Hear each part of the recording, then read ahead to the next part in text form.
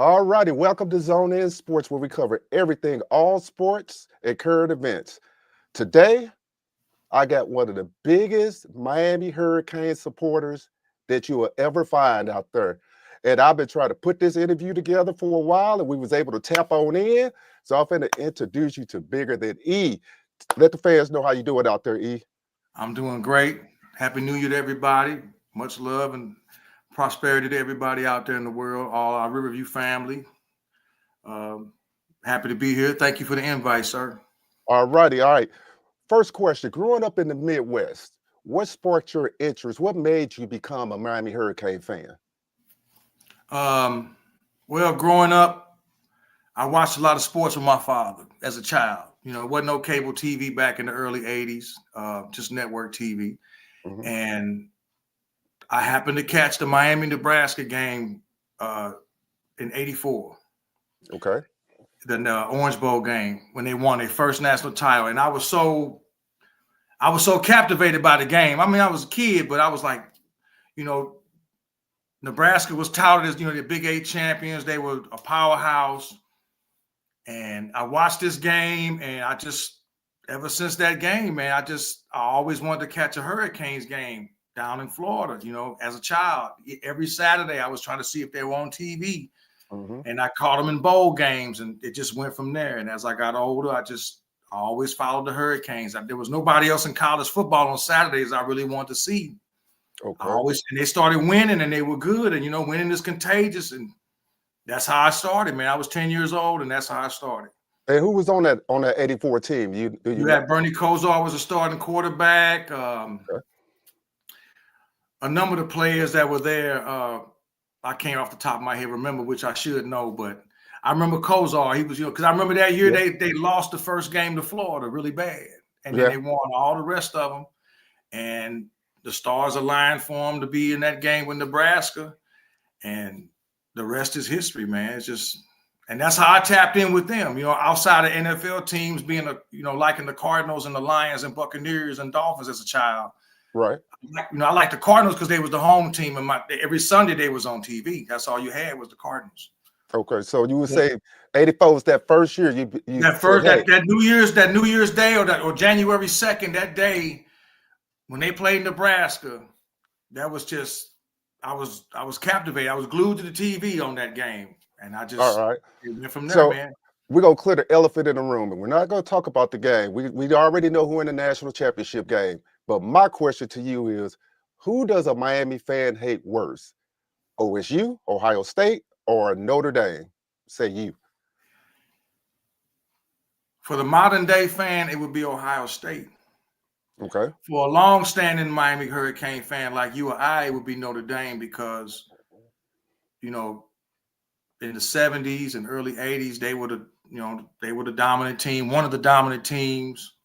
Them in Oklahoma and Nebraska, Pitt. Yeah. And they used to really beat up on people.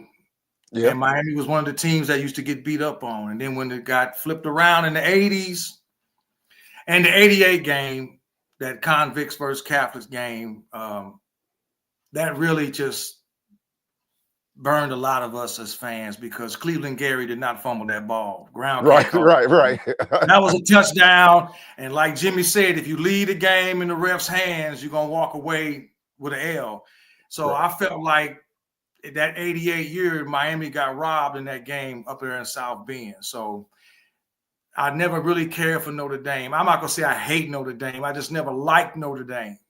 After that, just never liked them. Ohio State, I've never cared for Ohio State. And the 2003 Fiesta Bowl just really was the cherry on top. I hope this national championship game ends in a tie. I would love to see that. I know it's not going to happen. Right. I would love to see that happen. I'm not an Ohio State fan. I never will be an Ohio State fan. Never. After what happened in 2003, never again.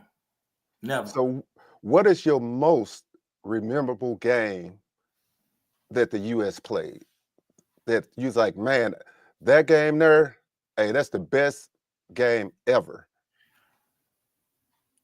I would have to say the 2000 game against Florida State down there in the Orange Bowl in the heat. You know, they were ranked number 1. They were coming off. Florida State had a really good team when they had Chris Winkie at quarterback. They had a lot of good players. They had a really good defense. Antrell Roll was on that team. They had a really good team, and for them to win that game and them to miss that field goal, that was really what turned it around. That was a very, very memorable game. There were some other games in the 80s and 90s. But that game right there is what really turned it around after all the turmoil after Dennis Erickson with the sanctions and whatnot in the early 90s. Mm-hmm. That game stood out. Another game that stands out was the one they lost to Alabama. You know, that hurt. Yeah. Lamar Thomas getting caught from behind and getting stripped like that changed that game. You know, Alabama fans hang on that game like we beat you. And I'm like, well, don't forget the 1990 USF&G Sugar Bowl. Miami kicked Alabama's butt and won that national title. So I tell Alabama fans, don't get too carried away always about that 93 game. Right. So, but that 2000 game against Florida State down there at high noon, that was a big ball game. And back then, you know, there was no night games on Saturday. Your big games were at noon. Yeah. During the day, those were your big ball games before the cable sports network threw their poison into it. So that game really stands out to me. That one right there in particular. Okay. Well, let's talk about the transition from Manny Diaz to Mario Cristobal and some of the stuff that he has to go through to build the program back up to get where he wants it to be at. Looks like to me he's on the right track. But let's talk about that transition period from when Manny left to when Mario took over. They were two different type of coaches. I'm not saying Manny Diaz is a bad coach. He's not. They got different type of players. I believe Mario came in and he had to emphasize on you can't win a game if you don't have an offensive line. You know that from your days playing. Yeah. If you don't have a line, you can't protect your quarterback and you can't run the ball. Correct. And if you have a solid people up in the trenches, I like what Nick Saban said this year about the team. He noticed with Miami that they have a SEC style offensive line now. They got some real big guys. They got one of the better O-lines in the country. And that leads to why – that's one of the reasons why I think Carson Beck came over. Okay. A lot of the Manny Diaz guys were not – there were some athletes on that team, but a lot of them transferred when Mario came in because he was not a disciplinarian with things. A lot of things flew on that team that didn't fly with Mario. Okay. So that's why you had a lot of guys transfer once Cristobal became the coach. Okay. He didn't come in with the verbiage like, say, a Dion did when he got to Colorado. The situations were similar, but not the same. Colorado was in a worse condition. But he knew coming in, guys were going to have to go. They weren't his type of guys. Okay. And he knew he was going to build that team around the trenches. You can have all the athletes you want on the outside, but if you don't have a line that can block for your quarterback and make holes for your running backs, you're not going to get very far. Okay. So that's the difference, and it's paid off. You go from 5-7 to 7-5 to 10-2. If you would have asked me 6 months ago, would you be happy with a 10-2 record? I would have said, yeah, that's an improvement. So to catch the flack they caught because they lost to Georgia Tech and Syracuse, okay, it happens. The defense wasn't there. The defense just wasn't there. Yeah. So now he's addressing that. So we got some. He addressed that.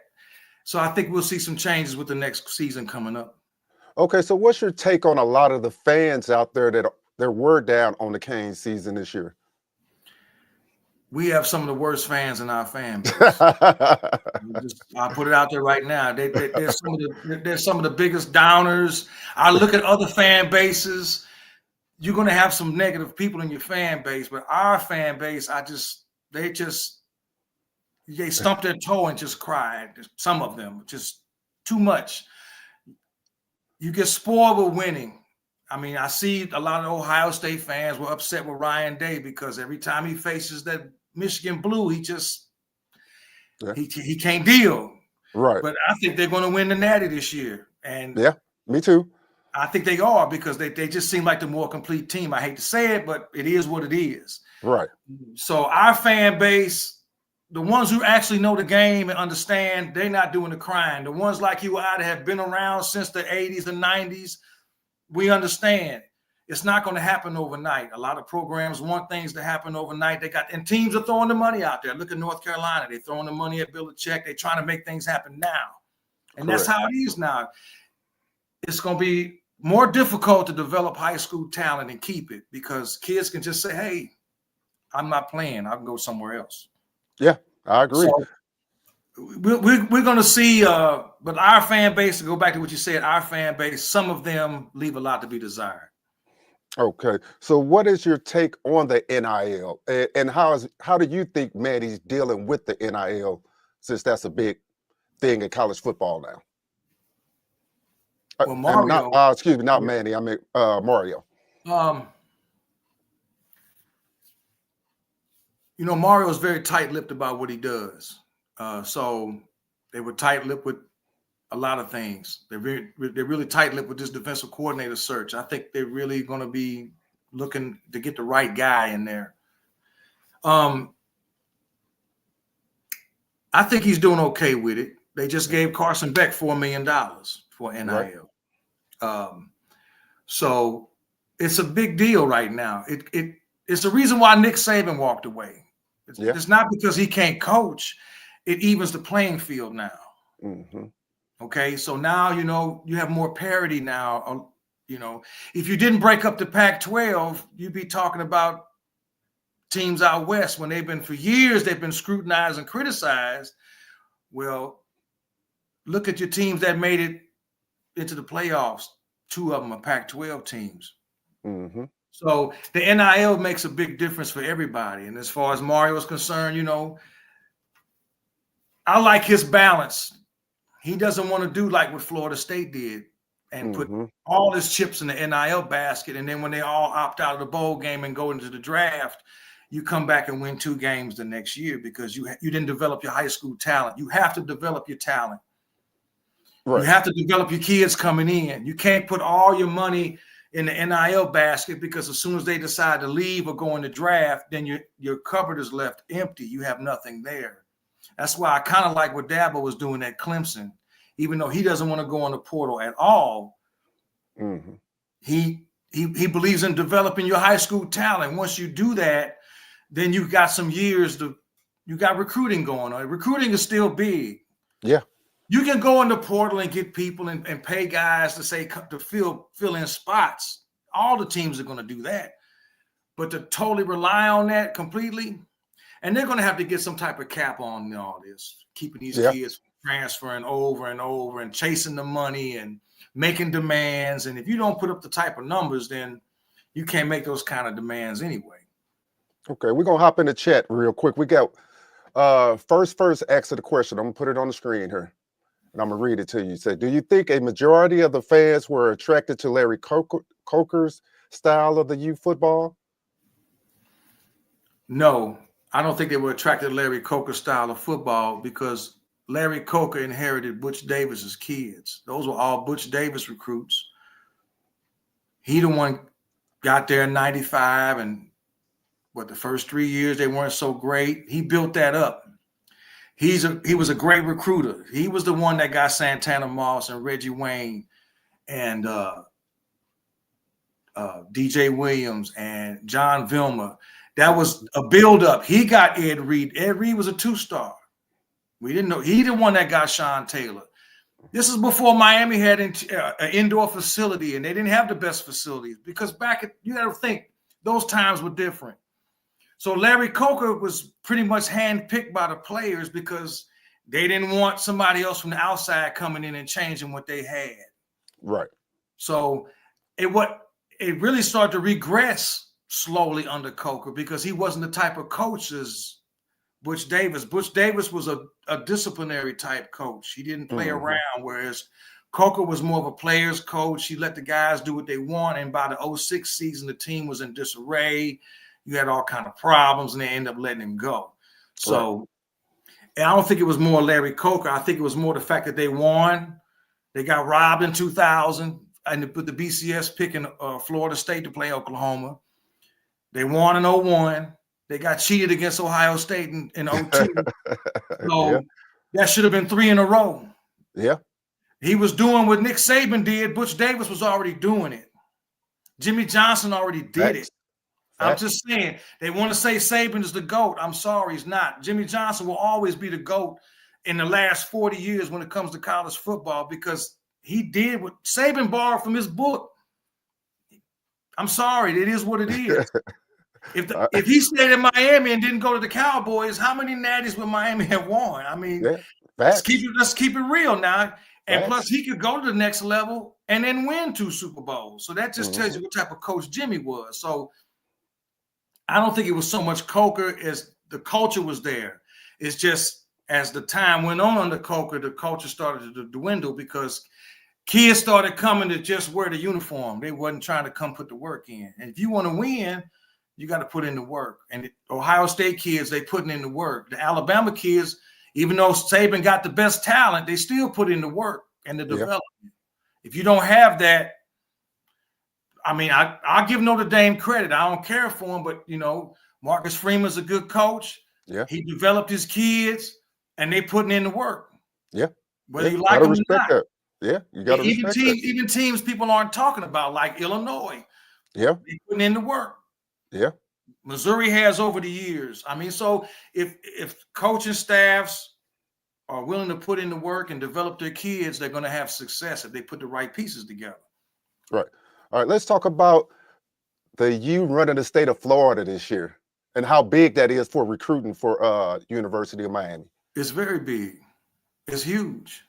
It's really it would give a kid, it would give a young kid in high school a moment of pause to think, okay, unless somebody's throwing you some serious NIL money, where do I want to play? Florida State is down. Do I want to go to Tallahassee? Florida is making a move. They're making moves up in Gainesville. Yeah. For the last 15 years, you've heard all this SEC rhetoric. So the kids chase that.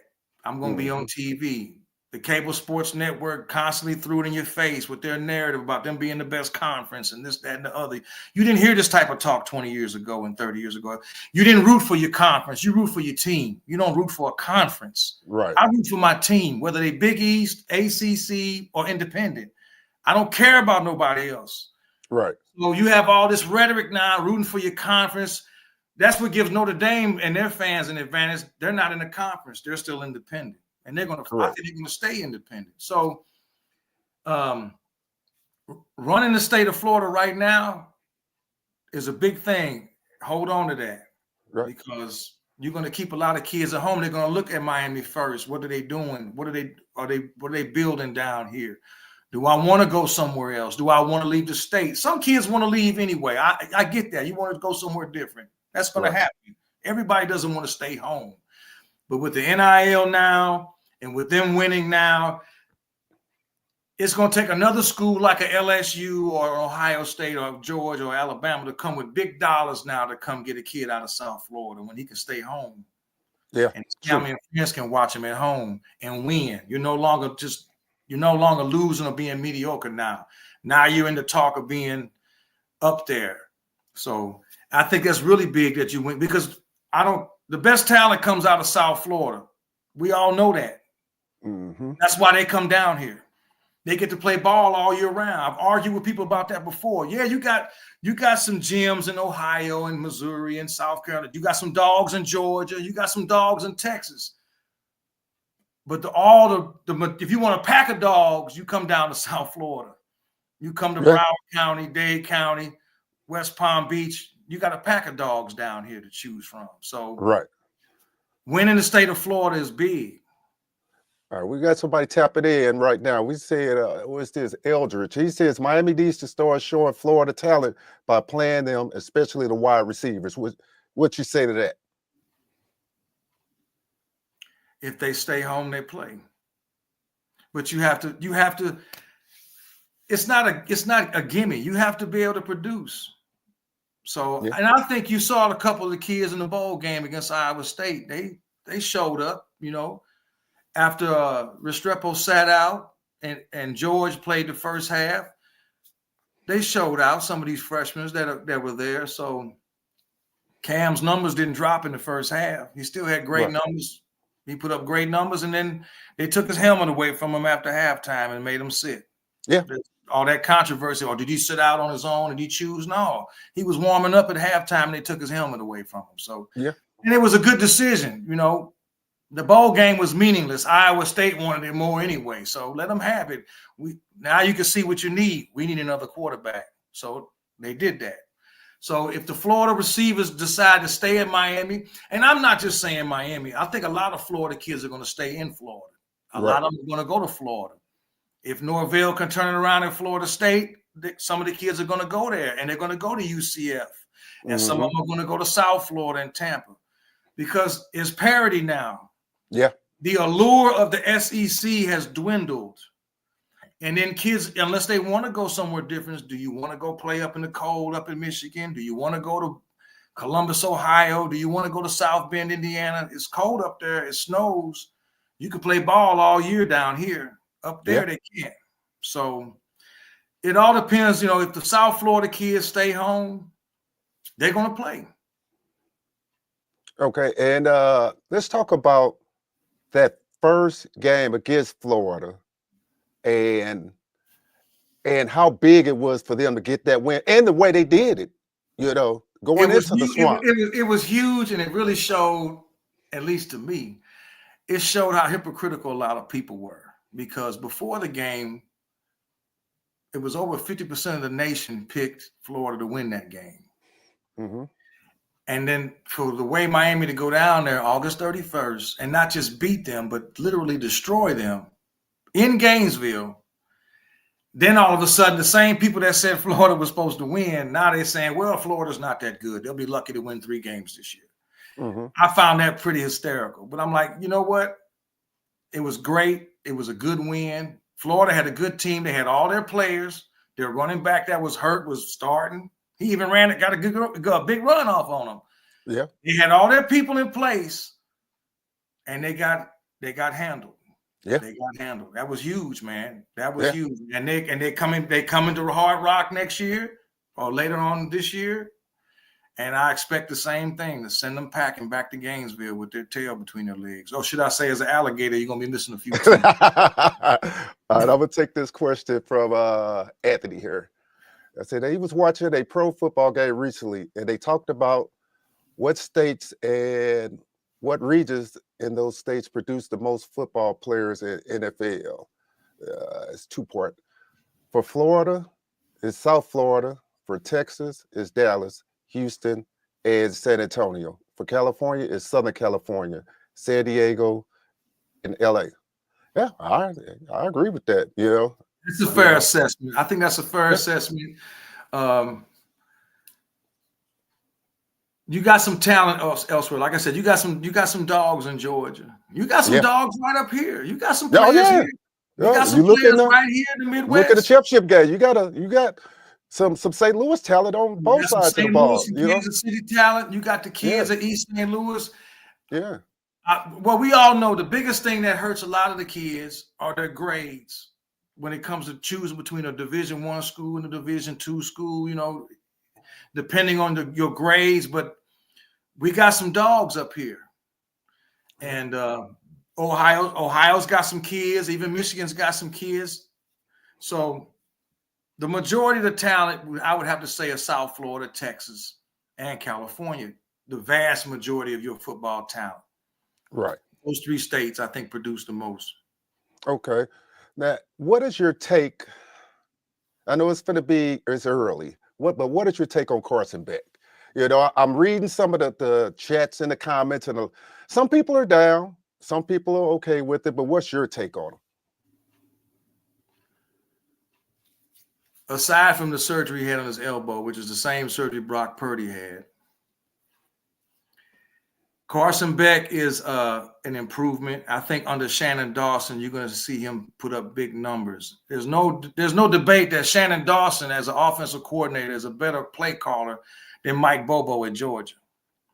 Mm-hmm. And to give Carson Beck the benefit of the doubt, he lost a lot of weapons.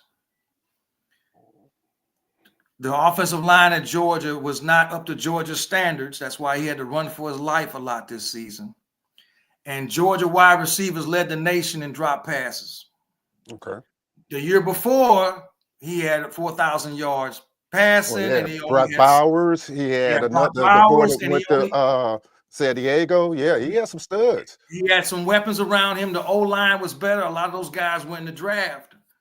And he had 30-some touchdowns and 4,000 yards passing two years back. So I think under Shannon Dawson, he'll have a better offensive line protecting him, better weapons around him, and he won't have to face that gauntlet of SEC defenses in the ACC that he did. He doesn't have to see Alabama. He doesn't have to see LSU and Mizzou and Ole Miss. He's going to see Florida, Notre Dame, Virginia Tech, Florida State, Syracuse, NC State. Miami's schedule is a little tougher this year than last year. I got their schedule right here. They don't have a cupcake schedule. The only easy game on the schedule is Bethune-Cookman, but they always give the black college money to come play. Right. It's either Bethune or Florida A&M, and they're going to take that because they do it every year. They've been doing it as long as I can remember. The HBCUs in Florida either play Miami or Florida State. Other than that, Miami's got a pretty tough schedule this year. So I think Carson Beck is going to put up big numbers. He's not going to play spring ball, so he'll have to wait till summer to get acclimated with the receivers that are there. They just got the kid from LSU, Daniels, receiver. Yeah. He just signed with Miami. So, and he's elite. Yeah. So I'm not looking for a drop-off. I think a lot of Miami fans, they want another Cam Ward. And I'm like, you're not going to get another Cam Ward. He's one of one. He's a generational type quarterback. Same with Shador. He's one of one. Colorado fans can't expect to get somebody like him again. And especially if you don't have a line blocker for him, because you see what happened with the BYU game. Yeah. So Carson Beck coming in, I think he's going to have a much better season with Miami. Now, I know some of the Georgia fans are salty, but I say to them, hey, if he wouldn't have had to run for his life against Texas in the SEC title game and get his arm jacked up, and they would have won the game, and it still won. If he would have been starting, do you think they would have lost the next game in the playoff with Carson Beck? Right. True. Where would they be at now if he wouldn't have got hurt? Yeah. I mean, if it was a fifth, we'd all be drunk. But hey, you didn't protect him. You didn't protect him, and he got his arm jacked up there. Oh, Kirby Smart even said himself, his line was not what it was in previous years. And if you don't have a line, you're in trouble. Yeah. You can't protect your quarterback. He can't look for receivers. Their running game was not that great. ETN was hurt a lot of the year. And when he was playing, he wasn't getting off the type of runs he got in the past. And on top of that, all the drops by his receivers. Who's the kid that left Mizzou to go down there? The East St. Louis kid. East St. Louis. What was his name? He bounced from Mizzou to go down there to go to Georgia because he didn't want to split time with Luther Burden. With Luther Burden, yeah. He sure didn't. So he chased the grass because it was greener down there, and now he's sitting at home, and he had a lot of drops. Yeah. So that didn't help Carson Beck. And all the Georgia fans throwing salt on him now. You weren't doing that a year ago when you won the SEC, and he had a great season for you. So I think he's going to do really well under Shannon Dawson because it's a different system. He has better line, and he's going to be able to face defenses that aren't as stout as the SECs. Okay. All right. Next question from Anthony again. They said, do you guys believe that Dawson might have to adjust his scheme completely because Carson is more of a traditional pocket passer with a little mobility, a bit of mobility? That's to be seen because Beck is a little mobile. If you go back and watch film from this past season and the season before, I think he had 4 rushing touchdowns this year. Cam was not your running type quarterback either. He would run if it was there. That was a decision he made. He didn't try to always force it. Sometimes he did, and he had a pick throwing back against his body and whatnot. That was a foolish quarterback move, those few picks he had doing that. He did it in the Florida game. Yeah. But I don't think Dawson's going to have to do much tweaking. When you got that O-line coming back like you got, and you got these running backs, you got 4 deep at back again. I got some 5-star running backs back here. Okay. The cupboard is full. Right. All they got to do is protect him. And that's it. Protect him better than what Georgia did. He's got weapons. Right. The tight ends are there. The receivers are there. The line is there.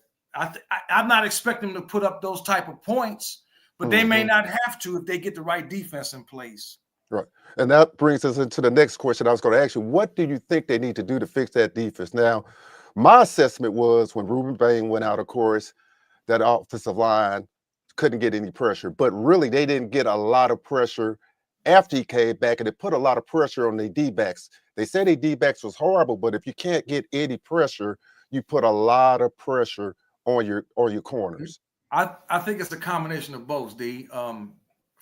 First and foremost, you lost both your safeties last year to the draft. You lost Cam Kinchins. You lost Cam Kinchins. He went to the Rams, and you lost Williams. I think he signed with Baltimore. They weren't the best safeties in the country, but they were above average safeties. And when you have really good safeties on your back end, you can afford to do more zone playing than what you had. Okay. If I don't have the type of cornerbacks and safeties that I can trust to play a zone defense, that I'm constantly in a man, you see what happened. You seen what happened all year long. They were getting killed. They couldn't stop a nosebleed. And I'm not going to say the D-line took a step back. Your defensive line, if the cornerbacks can cover and just give you that extra second or two, then your guys can get to the quarterback. Yeah. But if your guys are getting beat off the line of scrimmage in a man defense and he's open, or they dragging cornerbacks away and run a running back out in the flat and there's nobody there, well, hell, this is just pitch and catch. Yeah. Easy. It's easy. Yeah. I don't know how good your D-line is. I need at least 3 seconds to try to get to him. Yeah. If I don't get that, if I'm doing a 3-step drop and my guys are open every time, well, I don't care how good you can have Reggie White back there. It's not going to make a difference. You got to have back end. You got to have your back end protection, and losing those safeties was big. That was very big, losing those safeties. Those guys, I can't blame them for going pro, but you lost big time players at your safety position, and you lost a cornerback too to the league. So they regressed in that. And you saw it in the South Florida game with Daryl Porter Jr. Yeah. He really could not contain that slot receiver. And I saw it then. And then when I went down there for the Virginia Tech game, I wasn't totally surprised because it was showed in the South Florida game. They couldn't cover the receivers. And you see what it went from there. The rest of conference play, they couldn't really stop anybody. Nobody could stop them, but after a while, you get tired of this back and forth. You got to have a defense to help you. Right. So how would you evaluate this season overall in a nutshell? You know, we can go through loss by loss, or how do you look at their team and what they accomplished this year? I give them a B. Okay. Maybe a B. Some people might say a B minus. I'm not going to give them an A minus. I'm not going to give them a B plus because of the defense. Because of the defense, I thought there was some really the offense was #1 offense in the country. I'm not going to say they should have been in the playoffs because I'm glad they didn't get in the playoff. They shouldn't have been in there. You weren't a complete team. Right. I don't think anybody could have stopped them from scoring, but they couldn't stop nobody either. Right. Yeah. That's the problem. So I give them a B. A strong B minus to a B, which on a grading scale, what's that, about an 83, 84% out of 100? Yeah. Because of the defense. As simple as that. Okay. The special teams we had a really good field goal kicker. My problem with him is sometime on kickoffs, he didn't kick it out of bounds, out the back of the end zone. You allow the other team to catch it and do something with it, you know? Yeah. So the Syracuse game, then they run a kickoff back because you didn't kick it all the way out, I believe. So Yeah. But overall, I give him a B. I give him a B, a weak B. Okay. Next question. It says, honestly, I think Brown, well, it's not a question, it's a statement. Honestly, I think Brown and Bradley are going to fight for the slot corner position. O'Connor is going to move to safety, and Crankley is going to be across OJ on the other side of the field. What you think about that? That's pretty. That could be pretty legit. We'll see when spring ball gets here. Yeah. How many cornerbacks came in? About 4 they got? I believe so, yeah. 4. I know. Yeah, I think it was 4.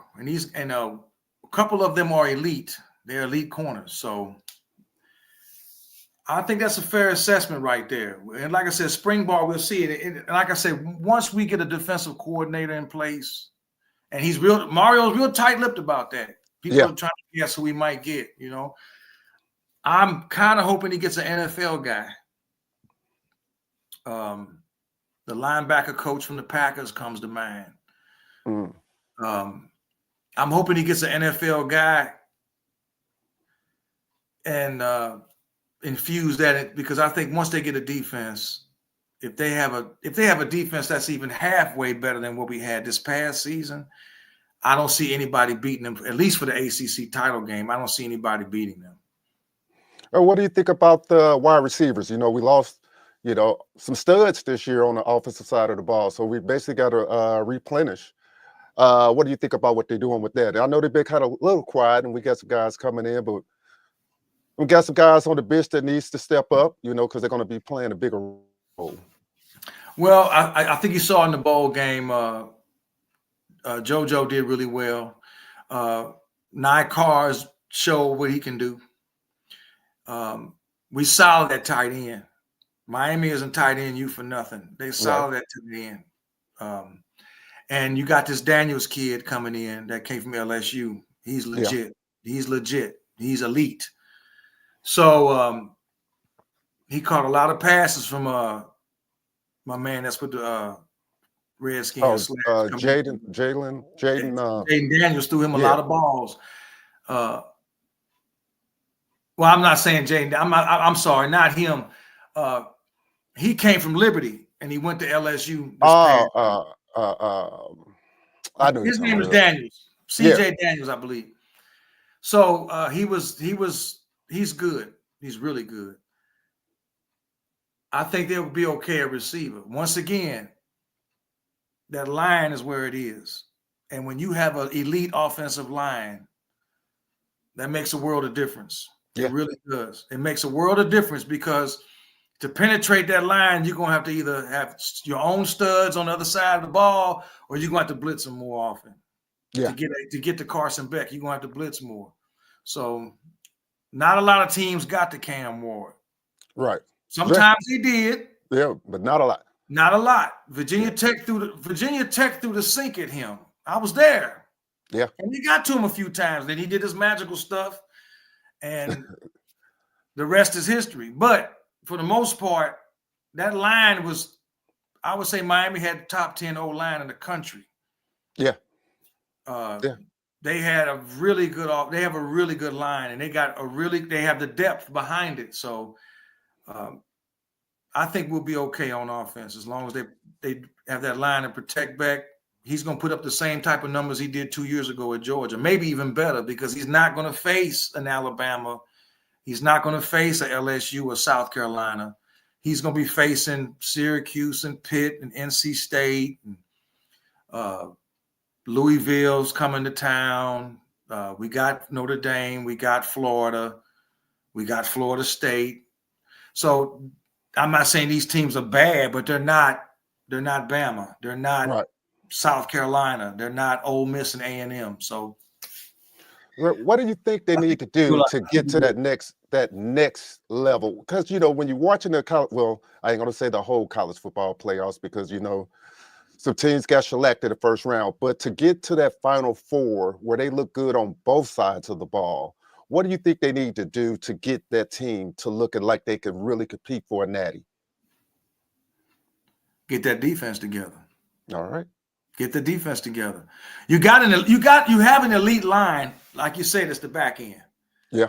If the back end can match, they'll be okay.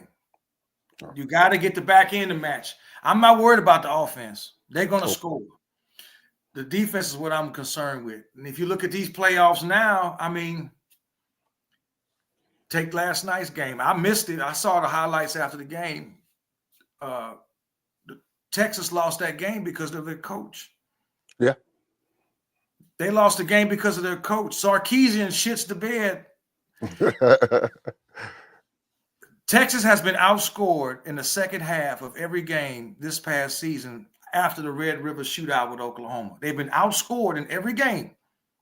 Even Chris Fowler said that. So, and then you get first and goal on the half-yard line and you can't get it in. Yeah. You going into the half, tied 7-7, and you let them get off. You gave them a touchdown. Notre Dame could have easily lost to Penn State if they would have just kept running the ball. Facts. They had two running backs that they couldn't stop, and then all of a sudden they stopped running the ball, and they wanted to put it in number 15's hands. And what happened? Notre Dame kept grinding, and they end up winning the game because you got away from what you were doing in the first half and in the early second half. You were running the ball down Notre Dame's throat. They couldn't stop them. Right. So everybody can argue about the teams in the playoff, the Indiana belong there and whatnot. Until you get rid of this committee, until you get rid of this playoff committee and go back to the coaches poll and the AP poll and stop having a committee pick who they think should be there, we're going to have more controversy down the road. All right, we're going to take this one statement and say, well, maybe that's not the one, this one right here. It says, I'm not sure if you guys agree with the comparison. When I look at Elijah Lofton, he reminds me a little bit of the guy who used to play for the Raiders at tight end, just a little bit better blocking skills. If he's talking about the old Miami tight end that went to the Raiders, that played under Al Golden at the time, I think it was Wofford, because Miami has some pretty good tight ends when Al Golden was there. Yeah. They had some couple good tight ends. They end up going in the league. Yeah. When Mark Richt was there, Njoku was there. He went to Cleveland. He's still with Cleveland. Randall Soul Brown. Elijah Lofton is very nice. He's really good. He's really good because he can play multiple positions. They've had him at halfback, tight end. He could split out wide. He can block. Them signing this other guy at tight end, that they just signed a day or two ago. He's a blocking tight end. Lets me know they got plans for Lofton at the tight end position. Like I said, Shannon Dawson is a really good OC. And he put Cam Ward in some really good positions. And I expect the same with Carson Beck as far as putting him in positions to succeed. He's not Cam. Like I got to stress that for all the fans out there that want another Cam Ward, you're not going to get another guy like him. He was a diamond in the rough. He's one of one. Right. Okay, he's a generational type guy. If you would have put Cam on any other good team, Ohio State, Texas, anywhere he would have shined no matter where he went. Because he had a line to protect him. Remember, 2 years ago at Washington State, he put up good numbers, but he had a lot of fumbles. Why? Because he was running for his life. Yeah. So, he tried to make plays and he got hit and fumbled because if I don't have a clean pocket, it's going to be bad. Yeah. Yeah. So what's your expectations for the Canes next season? We know it's early right now, but what are you expecting to see considering the schedule that you just named? With this type of schedule, I would expect no worse than 9-3. A lot of Canes not gonna be happy with that now. Well, too bad. It is what it is. I mean, you can't think you're gonna go out here and go 12-0. Let's be realistic here. I mean, we got to be real here. Right. You're not gonna go 12-0. You didn't go. I mean, we tinkered with it this year, and people got upset because they lost. I don't expect that. I don't expect any team to go undefeated. Look at Oregon. They turned out to be. You see what we saw what happened to them. Saw what happened to them. No defense. And Ohio State gave them the business real quick. So I don't expect anybody to really run the table in any conference due to the pair. And if they do, then they're pretty elite. If they do, I expect at the least 9-3 at best. At the best, we want 12-0, but 9-3, 10-2. Somewhere in there at the least, man. At the least. I mean, they went 10-2 this year. If they improve the defense, then who knows? But you got the last 3 games on the road. You're at Pitt, you're at SMU, and you're at Virginia Tech. If you can go into these places and win, if you can go to Dallas and beat SMU, if you can go to Blacksburg and beat them in the wintertime at Blacksburg, if you can go out to Pitt and beat them at Pitt, not saying you can't, but right. At that point, you'll know by that time of the season, come November, we'll know what kind of team we got, you know. Right. I expect them to beat Notre Dame in the first game. I expect that. I expect them to be 4-0 when they go to Tallahassee. All right. I've been meaning to talk about this guy here too. Somebody brought him up. It says, with us getting Carson, do you like the fact that we don't have to throw in the true freshman quarterback, Luke? I didn't get a chance to see Luke's playoff championship game, but I heard he had a hell of a game in the fire right away. So he could sit possibly a year or two. So do you like that fact that we got Carson and we're not putting that pressure on Luke to play? Yeah, I'm not trying to bank my season on a freshman quarterback right away. Yeah, because the boy out of Clemson is an outlier. You know, you don't get the reason why I say that, D, is because you don't get a Bryce Young all the time. You know, Bryce Young was, to come into Alabama and play right away as a freshman and win. He was another generational type guy on the collegiate level. Same with Tua. Same with like a Goldilocks down at Clemson that's at Jacksonville. Yeah, say Goldilocks. You know what I'm talking about. Yeah, I know you're talking about Trevor Lawrence. Trevor Lawrence. He was so good, they sent Kelly packing and he came to Mizzou. Yeah. You don't get guys like this and I'm not saying this Luke Fickell guy is not. They say he's the real deal. 2-time Georgia State champion, Mr. Georgia football. They say he's the truth. Okay, let's develop him a little bit. Carson Beck has 2 years of eligibility. 2, not 1. Right. 2. Right. Not saying he's going to stay 2 years, but he's got 2 because of the COVID year, and he redshirted a year. So I look for Emory Williams to possibly transfer after the spring game because these guys are going to battle it out for the number 2 spot. Yeah. And I think the freshmen are going to get the number 2 spot. And if he's behind Beck and develops, maybe the following year he'll get a crack at it. They may redshirt him. They may redshirt him this year coming up. Let him play and maybe play a little bit, get some time against Bethune, maybe get some time against South Florida when they come to town, or get some time if they beaten somebody pretty bad and they pull back out, and let him get some time in redshirt, and then get him ready for the 2026 season to debut him as the starter. Plus, they got another kid coming in, another young quarterback that's a 5-star. He already committed to Miami.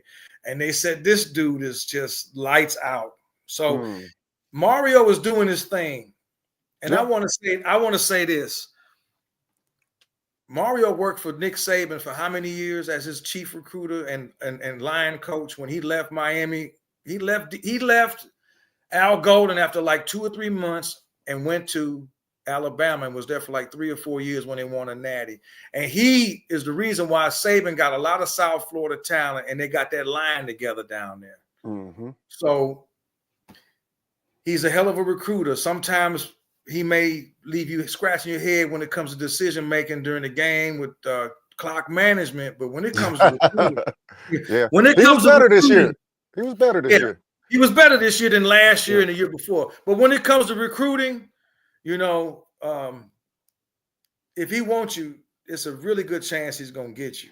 Yeah, and people forget that Oregon team that Dan Lanning had, that was really Mario Cristobal team because he left. His team. That was his team. And a lot of people sleep on that, you know. That was his team. He said his name, Darian Coleman, out of Jones High School in Orlando. That's him. That's him. He's supposed to be like the real deal. Real deal. Tall, can throw that rock, can run, like another Cam Newton type kid. So I like what Mario is doing. Now, you know, let's get a bona fide defensive coordinator in there. Yeah. And I'm really hoping it's an NFL guy. Yeah. And like I say, he keeping it tight-lipped, so we really don't know where he's going to go with that. Really haven't heard about any big lineman coming in. And so I'm wondering what he's really going to do there. Now, it's early. You know he's going to make a splash at some point. So well, we got the center. We got the center. We got another good center coming in. And he's in the high schools recruiting. Yeah. I like what Mario said. Again, he's not going to make the mistake Norvell made. Norvell put all his chips, and they went 13-0 last year. But then the quarterback got hurt, and they kept him out of the playoffs, which I thought was wrong. Florida State should have won the playoff. Yeah. And then all his guys opted out of the bowl game, and they got embarrassed by Georgia, and then they all go pro. And now look at him. You had nothing in your cupboard. You have to be able to recruit your high schools, and you have to be able to get the best players you can get, and you have to develop them. Yeah, you have to have. Mario was up here in Missouri at Nixa High School recruiting that #1 offensive lineman out of the state of Missouri. Yeah, yes. So I seen him up this way recruiting. He's up here. They were at Edwardsville last year trying to get that D lineman. Now his daddy and brother went to Iowa, and he ended up going to Iowa, but he was a 5-star over there at Edwardsville High. Miami was on his list. It was between Miami and Iowa. And he ended up choosing Iowa, which I pretty much figured he would because his daddy went there and his brother went there. But he's up here. He's not, and he's out in California. Yeah. He's spreading outside of South Florida, which you're going to have to. You got, like I said, you got dogs in Texas and in Georgia and here. You got some dogs over at East St. Louis. I wish they would have kept that pipeline going with them. Yeah, I think old boy messed that up though. Jeff Thomas. Yeah, Jeff Thomas when he was there. I don't know what happened to Jeff. I had good high hopes for Jeff, man. I thought he was going to be the one. He was, as far as playing receiver goes, he was the truth. But he never got picked up. I think he signed and got released by the Patriots, and he's never signed with anybody else. And I don't know if it was a attitude thing or a mentality thing with him, but he never outside of football, he never panned out to be what we thought he was going to be on a professional level. So, okay, we're going to take We're going to take this last question, 2 more questions. And then before we wrap this up here, say we're forgetting about Judd Anderson. What do you think about him? He never had any collegiate playing time. I'm not taking nothing away from him. He's going to compete. If he doesn't go in the portal, he's going to compete. Yeah. The spring game is basically to see who's going to be second string. It's going to be between Anderson, Emory Williams, and Luke Nickel. And we'll see who they're going to battle it out through spring practice and in the spring game to see who's going to be the #2 behind Carson Beck. So he hasn't had any playing time. I haven't heard about him transferring. So we'll see. Right. And that's what we're going to roll with. All right. What are you guys' prediction on who's the possible big-time receiver that might be going in the portal? That Brad Crawford was talking about on Twitter because of his current quarterback situation. I'm not really sure because I didn't hear the Brad Crawford what he was talking about on Twitter. Maybe you did. I'm not sure. I'm hearing the freshman at Alabama, that phenom down there. Remember he had that big touchdown against Georgia. Yeah. The same week I went to watch the Virginia Tech game, we went to Hard Rock Restaurant and watched that game that Saturday night between Georgia and Bama. And I think because the quarterback at Bama declared for the draft, he's in play to possibly leave Alabama. A lot of people want your boy Smith to leave Ohio State and come back home to South Florida. I don't really see that happening unless Ohio State can't get a quarterback. Jeremiah Smith. That's what somebody said. Yeah. You know, I hated to see him get away. I felt like if they would have signed Cam Ward early enough or sooner, I think Jeremiah would have stayed in Miami. I really do. But they didn't. He even said himself, he had it on his board. He had Ohio State and Miami. Crystal ball was on him, and he ultimately signed with Ohio State because they had Will Howard in place, and they got a really good wide receiver coach that's known to put guys in the league. So I can't blame him for going there. Well, I kind of can, but it's Ohio State. But but that other kid, Ryan Williams, you know, there's a good chance that he may leave Alabama because your guy at Bama, he declared for the draft. So Alabama's going to be looking for a quarterback. They're going to be looking for a quarter, and it's going to be some quarterbacks transferring. Most definitely. All right. While we wrap this up, I'm going to ask you a question. Who do you think I should have on the show next? Who's the biggest fan? But before you answer, you got to help me get that person on the show.